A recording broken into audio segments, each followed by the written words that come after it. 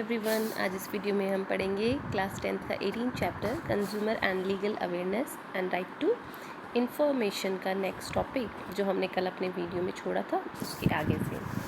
आज हम स्टूडेंट्स इसमें पढ़ेंगे कंज्यूमर राइट। कंज्यूमर राइट का मीन क्या है? उपभोक्ता के अधिकार। क्या क्या अधिकार जो हैं वो उपभोक्ता के पास होते हैं। Consumers Protection Area is considered to start from the Scale of Goods Act 1930, after which Consumer Protection Act 1986 was passed. The purpose of this act is to provide maximum protection of interest to the consumers. The provision of the following powers has been made to enhance the consumption of consumers in section 6 of the Act 1986। कि हम इसमें बात करें कि उपभोक्ता संरक्षण का क्षेत्र माल विक्रय अधिनियम 1930 में हम कहें से शुरू माना जाता है। इसके बाद उपभोक्ता संरक्षण अधिनियम जो 1986 में पारित किया गया। इस अधिनियम का उद्देश्य उपभोक्ता के हितों की श्रेष्ठतर संरक्षण व्यवस्था करना है। अधिनियम 1986 की धारा 6 में अगर हम बात करें तो उपभोक्ताओं के संरक्षण एवं संवर्धन के लिए जो है निम्नलिखित अधिकारों का प्रावधान किया गया है। यानी नीचे जो राइट्स हमें दिए गए हैं वो सारे के सारे जो राइट्स हैं, अधिकार जो हैं वो उपभोक्ताओं को जो एक्ट है 1986 का और उसकी धारा जो 6 है उसके अनुसार कंज्यूमर को दिए गए हैं। तो हम इसमें फर्स्ट राइट की बात करते हैं, right to protection against scarcity of goods, कि परिसंकट में माल के विरुद्ध संरक्षण का अधिकार जो है वो एक कंज्यूमर को दिया गया है, उपभोक्ता को दिया गया है। अब इसमें हम बात करें, consumer have the right to provide protection against the marketing of goods and services that create risk to their life and property. For example अगर हम बात करें, adulterate items are dangerous for the life and low quality cement is dangerous for the life and property, कि उपभोक्ता को उस माल के विपणन के विरुद्ध संरक्षण दिए जाने का अधिकार होता है जो माल या सेवा उनके जीवन व संपत्ति के लिए संकट पैदा कर सकते हैं। उदाहरण के लिए अगर हम बात करें, अपमिश्रित खाद्य पदार्थ जो होते हैं जीवन के लिए खतरनाक होते हैं। जैसे कि हम बात करें कि कोई भी ऐसा फूड आइटम है जो एक्सपायर हो चुका है, वो उनको मिल जाता है तो वो उनके लाइफ के लिए डेंजरस हो सकता है। या हम कहें कि कमज़ोर सीमेंट जो है वो संपत्ति व जीवन के लिए खतरनाक हो सकती है। सेकंड इसमें आता है राइट टू इन्फॉर्मेशन। तो राइट टू इन्फॉर्मेशन का मतलब है सूचित किए जाने या सूचना का अधिकार। सूचना का अधिकार जो है इसके अंदर कंज्यूमर को ये राइट दिया जाता है कि वो किसी भी विक्रेता से जिनसे वो सामान खरीद रहा है उनसे वो सूचना ले सकता है, जो प्रोडक्ट वो खरीद रहा है, जो वस्तु वो खरीद रहा है, उसकी शुद्धता, उसकी मानक मात्रा, गुण आदि के बारे में।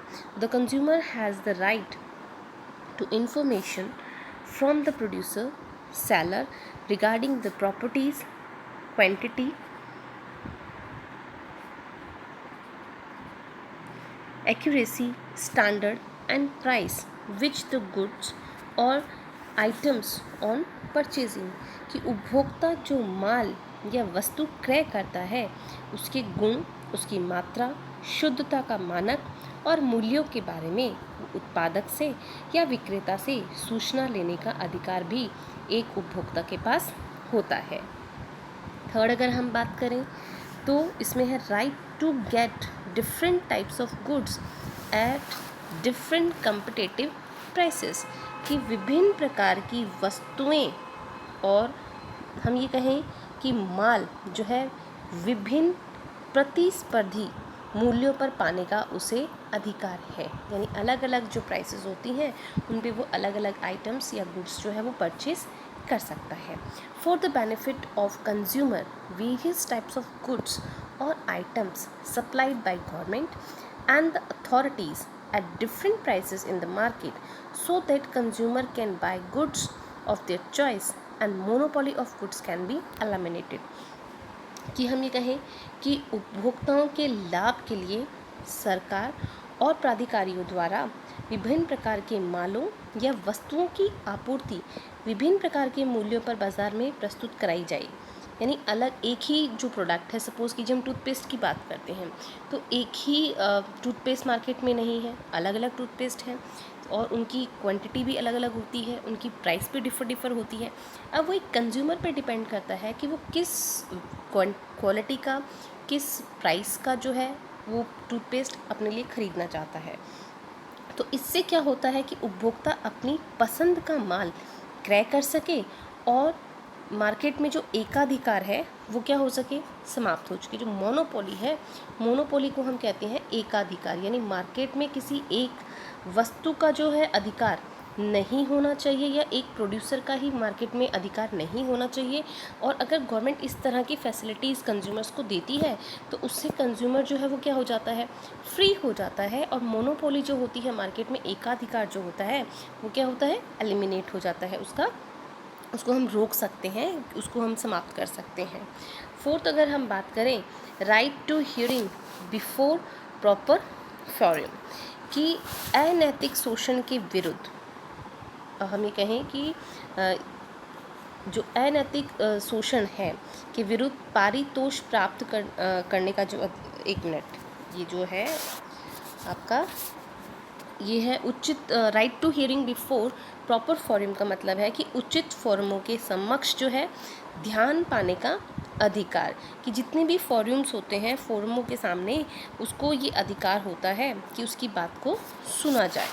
तो इसमें हम बात करें कि national council has been given the responsibility of giving this assurance to consumers they will have the right to be heard before the appropriate forum, and such forum will be attention and consideration to the consumers, proper forums to consider the problem of the consumer, कि राष्ट्रीय परिषद को उपभोक्ताओं को यह आश्वासन दिए जाने का उत्तरदायित्व दिया गया है कि उन्हें उचित फोरमों के समक्ष सुनवाई का अधिकार होगा, कि अगर उन्हें कोई प्रॉब्लम आ रही है, अगर कोई प्रॉब्लम वो कंसीडर कर रहे हैं तो उनकी बात को सुना जाएगा और ऐसे फॉर्मों से उपभोक्ता को ध्यान एवं विचार मिलेंगे।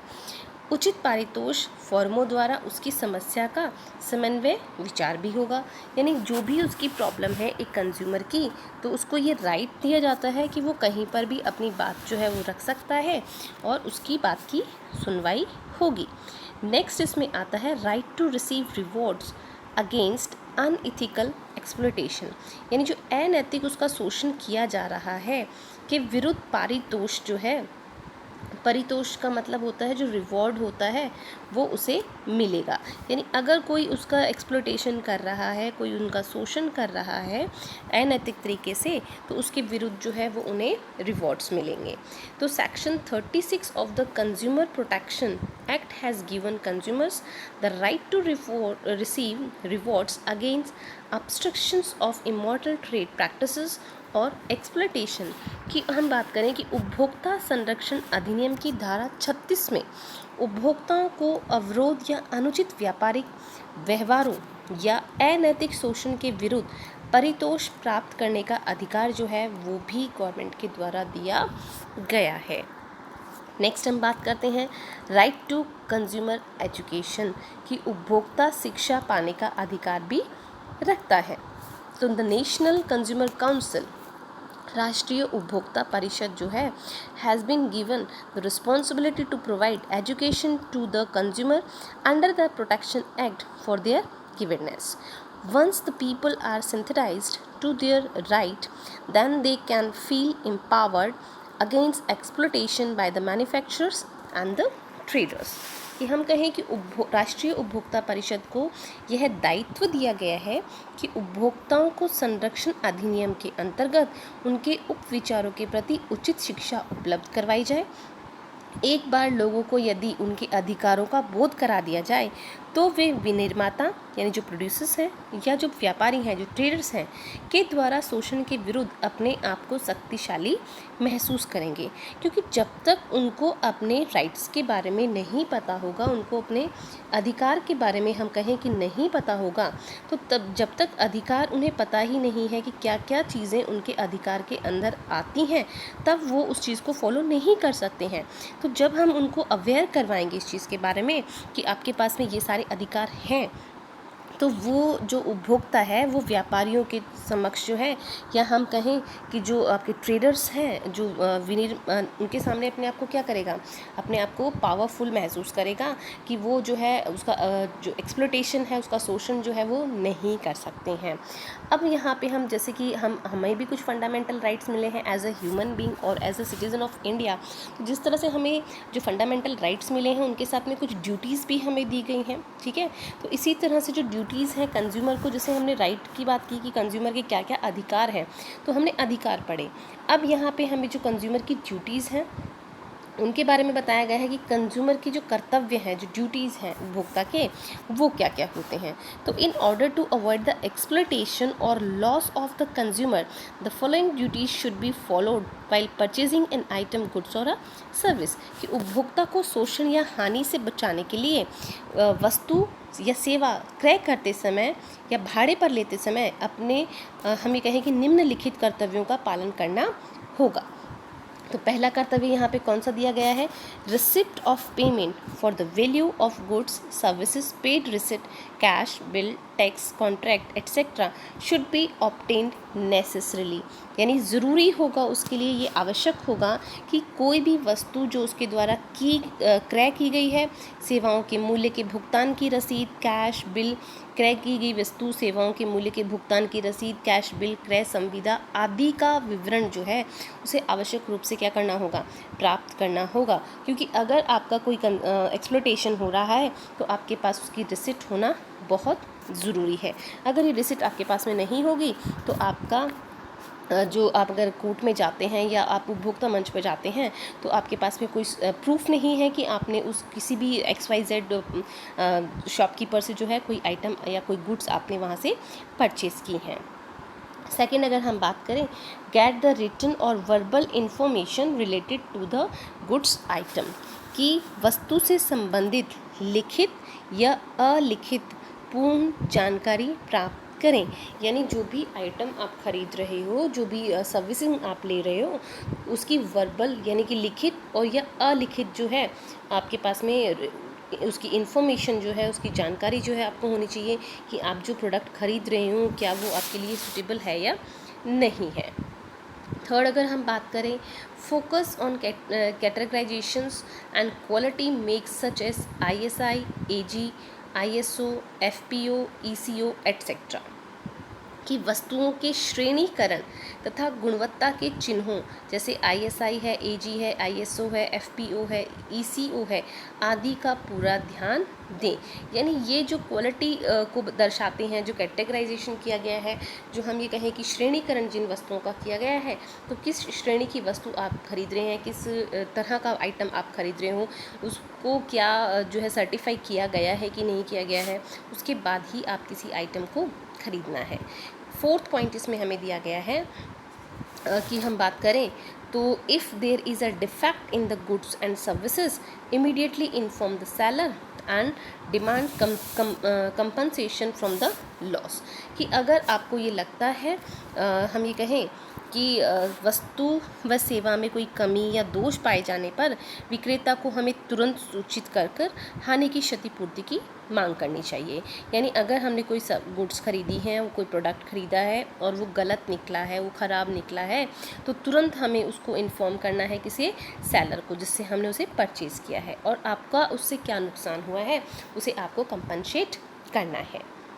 फिफ्थ, अगर हम बात करें तो collect document and testimonies for the confirmation of their complain, कि अगर अपनी शिकायत की पुष्टि में दस्तावेज व प्रमाण जुटाएं। कि अगर आप कोई भी आपके पास में कोई कंप्लेन आप करना चाहते हैं तो उससे रिलेटेड जो डॉक्यूमेंट्स हैं वो आपको कलेक्ट करने होंगे।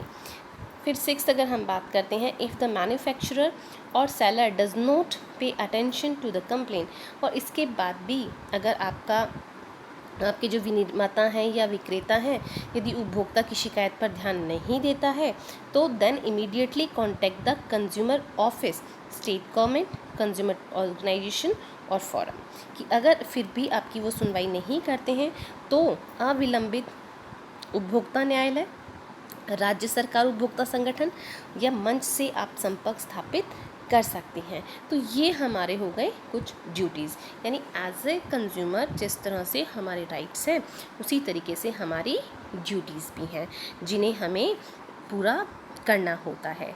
अब हमारा नेक्स्ट टॉपिक आता है measures for consumer dispute redressal, कि उपभोक्ता विवाद निवारण के लिए किए गए उपाय, कि उपभोक्ता का जो विवाद हो जाता है, कोई प्रॉब्लम्स आ जाती हैं तो उनको हम किस किस लेवल पे जो है उनको सॉर्ट आउट कर सकते हैं, उनका सॉल्यूशन कर सकते हैं।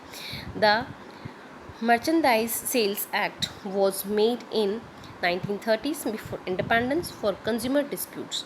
On December 24, 1986, the Indian Parliament passes the Consumer Protection Act 1986.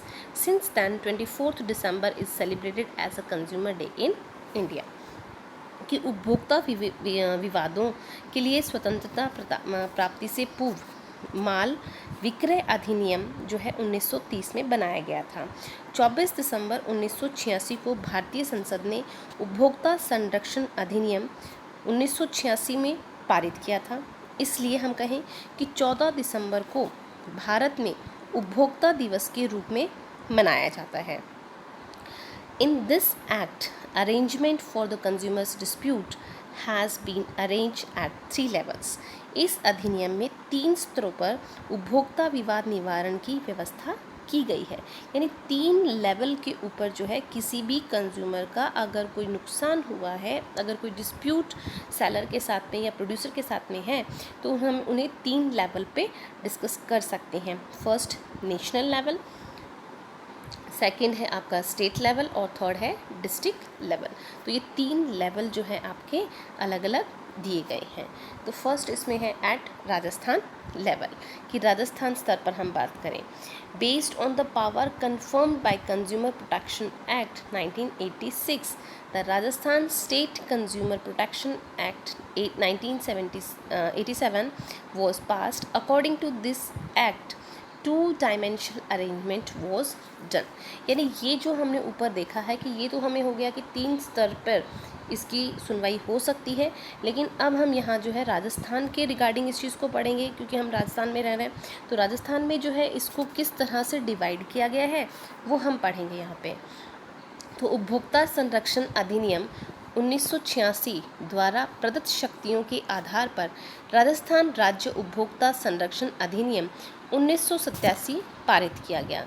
इसके अनुसार 2 स्तरीय व्यवस्था जो है वो की गई है। 2 स्तरीय व्यवस्था कौन सी की गई है? एक है आपका स्टेट लेवल और दूसरा है आपका डिस्ट्रिक्ट लेवल पे। तो अब हम पहले पढ़ते हैं स्टेट कमीशन, यानी राज्य आयोग के बारे में हम पढ़ेंगे। ये स्टेट कमीशन का मतलब है राज्य आयोग। तो राज्य आयोग के अकॉर्डिंग अगर हम पढ़ें तो इसमें according to rule 7 of Rajasthan consumer protection rules 1987, Rajasthan उपभोक्ता संरक्षण नियमावली 1987 के नियम के अनुसार फर्स्ट इसमें है the headquarter of the state commission will B establish in the state capital, कि राज्य आयोग का कार्यालय जो है राज्य की राजधानी में स्थित होगा। सेकंड है the working days the time of the tenure will be same of the state commission as state government, कि राज्य आयोग के कार्य दिवस तथा कार्यकाल समय वही होंगे जो राज्य सरकार के हैं। थर्ड अगर हम बात करें the official currency and the status of the state commission will be as such as the state government decide, कि राज्य आयोग की शासकीय मुद्रा तथा संप्रतीक ऐसा होगा जैसा कि राज्य सरकार विनिर्देशित करे, यानी जो स्टेट गवर्नमेंट जो भी डिसीजन लेगी या जो भी डिसाइड करेगी करेंसी से रिलेटेड वो डिसीजन सबको मान्य होगा। फोर्थ अगर हम बात करें तो the state commissions meeting will be convened by the chairman when ever necessary, कि राज्य आयोग की जो बैठक है जब भी आवश्यक हो अध्यक्ष के द्वारा बुलाई जाएगी। तो आज हमने इसमें जो है 3-4 टॉपिक्स इसमें हमने किए हैं कि एक उपभोक्ता का अधिकार हमने इसमें पढ़ा, उपभोक्ताओं के जो हमने कर्तव्य जो है वो हमने इसमें पढ़े, फिर उसके बाद में जो प्रॉब्लम्स आती हैं, जो डिस्प्यूट्स आते हैं, उनको हम कितने लेवल्स पे हैंडल कर सकते हैं, और राजस्थान में जो है स्टेट लेवल और डिस्ट्रिक्ट लेवल पे हमने उसको डिस्कस किया है। तो फर्स्ट हमने इसको राज्य आयोग के आधार पर डिस्कस किया। तो आज के लिए इतना ही। I hope that you all have to be understand now. Thank you for watching my video.